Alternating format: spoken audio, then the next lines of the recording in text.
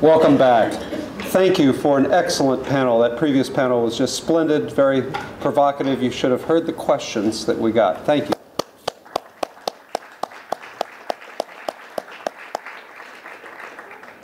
Now, I would very much like to conclude this conference on President Barack Obama and the Lessons of Antiquity with our keynote speaker, who's very distinguished. You heard him on the last panel. Professor Carl Richard comes to us from the University of Louisiana-Lafayette, where he has been teaching for 18 years. Professor Richard, thank you.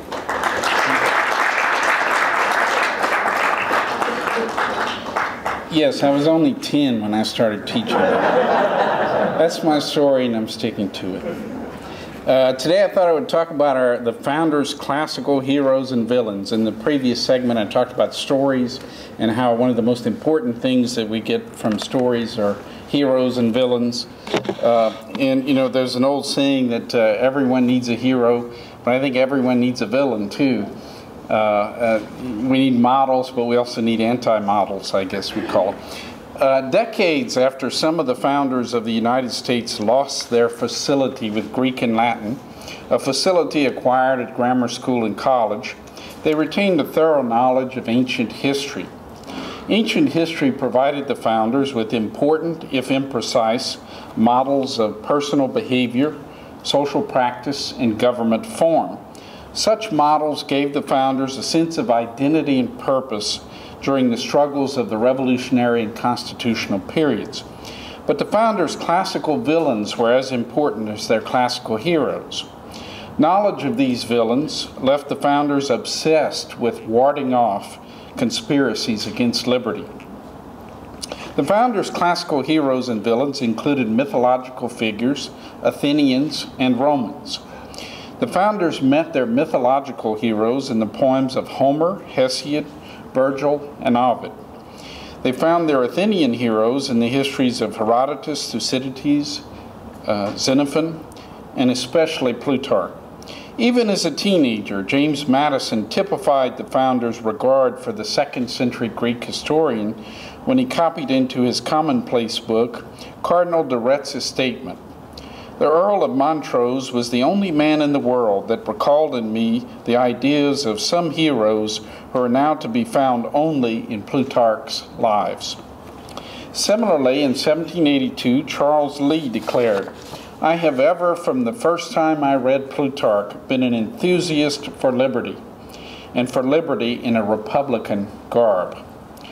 When John Taylor of Caroline wished to insult the Federalist commercial elite, he stated that few would make good subjects for a Plutarch. The founders encountered their Roman heroes and villains in the histories of Polybius, Livy, Sallust, Tacitus, and Plutarch. Thomas Jefferson particularly admired Tacitus, whose moralistic annals heap scorn on the worst emperors. In 1808, Jefferson wrote, "Tacitus I consider the first writer in the world, without a single exception. His book is a compound of history and morality of which we have no other example." In 1823, Jefferson reiterated the claim that Tacitus was the strongest writer in the world. By that time, he had quoted Tacitus on the role of the historian.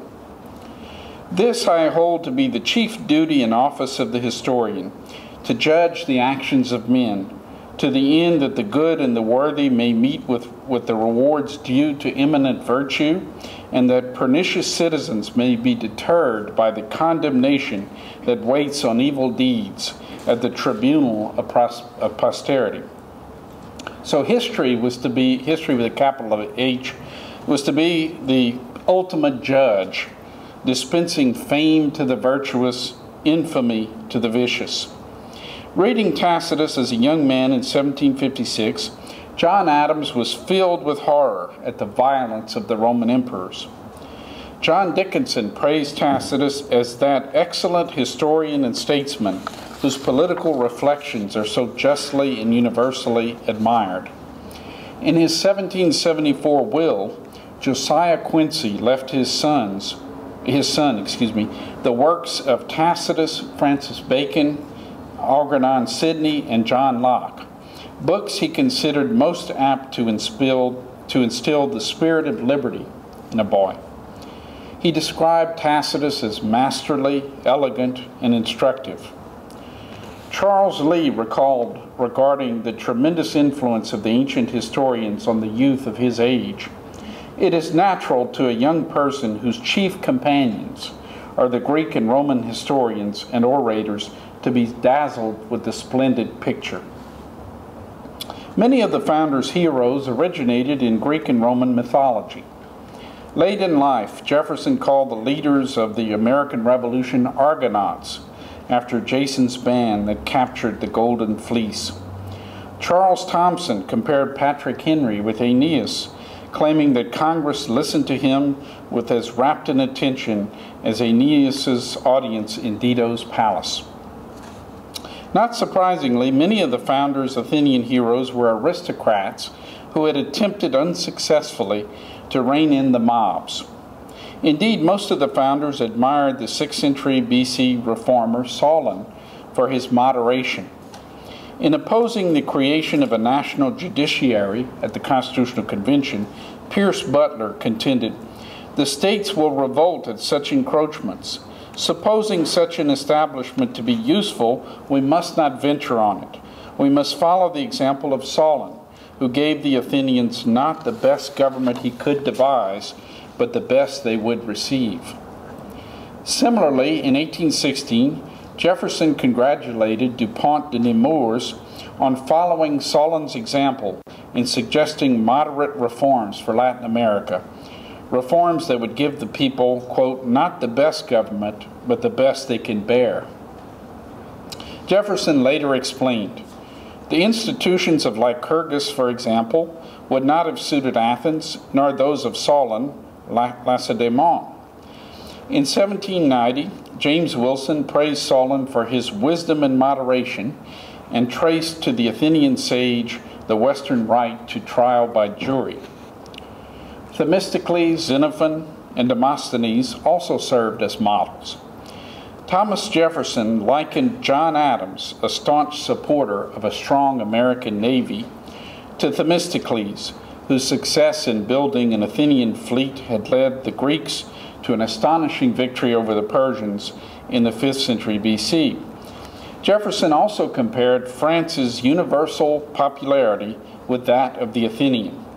After noting that every Greek general had voted himself the best general of the Persian Wars and Themistocles the second best, Jefferson wrote, "So ask the traveled inhabitant of any nation, in what country on earth would you rather live? Certainly in my own, where all my friends, my relations, and the earliest and sweetest of affections and recollections of my life dwell. Which would be your second choice? France." In 1775, Jefferson claimed that Benedict Arnold's daring march to Quebec through the dense woods of Maine was equal to Xenophon's famous 1,500-mile retreat from the heart of the Persian Empire in 401 BC. As a young man in 1763, John Adams likened himself to Xenophon. He claimed, "If engagements to a party are necessary to make a fortune, I had rather make none at all, and spend the remainder of my days like my favorite author, that ancient and immortal husbandman, philosopher, politician, and general Xenophon, in his retreat." In 1774, Adams contrasted the First Continental Congress's economic response to Parliament's coercive acts with the bolder policies of Demosthenes and Cicero. He wrote, "Is it easy to believe that they would propose non-importation, non-exportation, non-consumption? If I mistake not, something a little more sublime and meddlesome would come from such kind of spirits." He noted, "When Demosthenes, God forgive the vanity of recollecting his example, went as ambassador from Athens to the other states of Greece to excite a confederacy against Philip of Macedon, he did not go to propose a non-importation or non-consumption agreement.